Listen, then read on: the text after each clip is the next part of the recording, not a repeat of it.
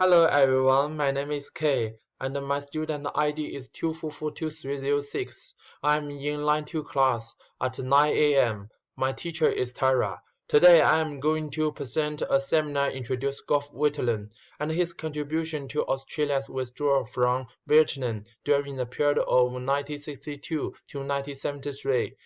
This will be my main argument.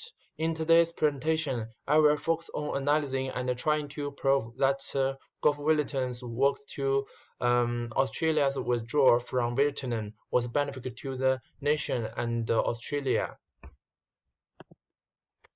The first supporting reason is that this act stopped for more Australian young men from being killed and wounded in the battlefield.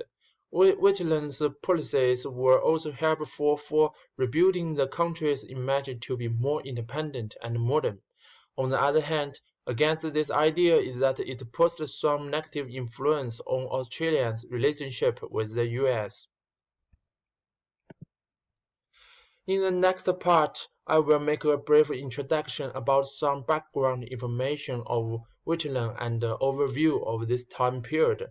In July 1962, Australia began this involvement in the Vietnam War because of its opposition to communism and support for the United States.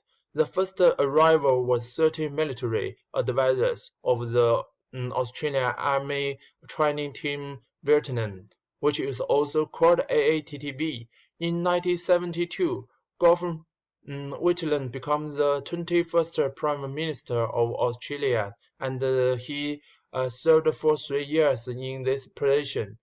During World War II, Whitlam served as an air navigator in the Royal Australian Air Force for 4 years. While in office, the Whitlam government implemented a number of reform programs. For instance, establishment of new Commonwealth agencies and functions, including Departments of Aboriginal Affairs and Defence. Upon becoming the Prime Minister, Whitlam quickly abolished conscription, released all conscientious objectors from jails, and announced Australia's withdrawal from Vietnam. In 1975, the Governor-General John Keir withdrew Whitlam's commission as Prime Minister, resulting from a constitutional crisis. It is an interesting fact that Whitlam is the only Prime Minister in Australian history to have been dismissed while commanding the confidence of the lower house. During 1962 to 1975, there were around 60,000 Australians served in Vietnam, among whom 521 died because of the war, and over 3,000 were wounded. I'm going to use Whitlam's election speech as the primary source to support my argument that how Gough Whitlam's work benefited the country as well as his contribution. This speech was delivered at Sydney, New South Wales on October 1st, 1969. As the leader of the Labour who had already established the country, the control over the party, Gough Whitlam experienced his first electoral test in the 1969 election.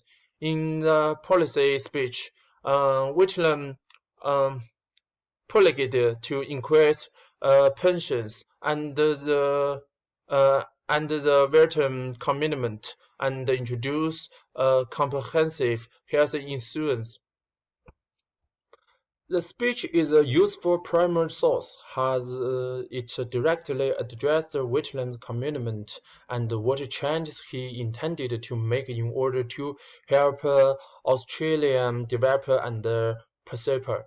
One of the most important parts in the speech is the policies regarding the Vietnam issue. I will present survival director quotes as reference, and I will show you how those references link to my argument and Whitlam's contributed to withdrawal. Whitlam stated in the speech that the sole achievement of that war, the sole consequences of the devastation of the entire country, the loss of over 300 lives, which shows his strong opposition against the Vietnam War and his resignation that the war achieved nothing but destruction. In addition, he made a claim that arrangements would be made, not only for our own troops, but for the people of that area, whose only real security and hope lays in a quick political settlement of the war we have so misguidedly prolonged. This reflected his determination to finally settle down the issue and withdraw Australia's force in Vietnam. These two Australian young men from being killed and wounded in the battlefield. I would also like to use other sources to support my main argument. According to an article by Vietnam Institute, Australia defense would follow the doctrine of continental defense as the country became fear of the Vietnam War. The article also pointed out the reform led by Vietnam would help the Australian military more modern and efficient. This indicates that Vietnam did contribute to recast Australians' image in the eyes of the world, and withdrawal from Vietnam offered him a great opportunity. Reasons against my main argument is as follows. When Vietnam wrote a Nixon concern at the resumption of the bombing, Nixon refused to reply the letter, and Kissinger said that we are not particularly amused being put by an ally on the same level as our enemy.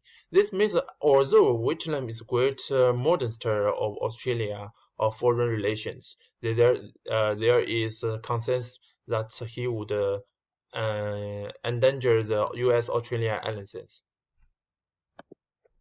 In conclusion, Gulf Vietnam's policy of Australians' withdrawal from Vietnam did not only save young men from being killed and wounded in the war, but also rebuilt Australia's image to be more independent and modern. Although the US government was irritated about some actions of the Vietnam government,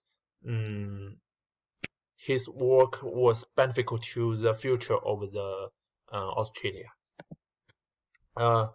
Now these are the references I have used, and three of them are from Talis College Library. Thank you for watching my seminar. Thank you very much. Thank you.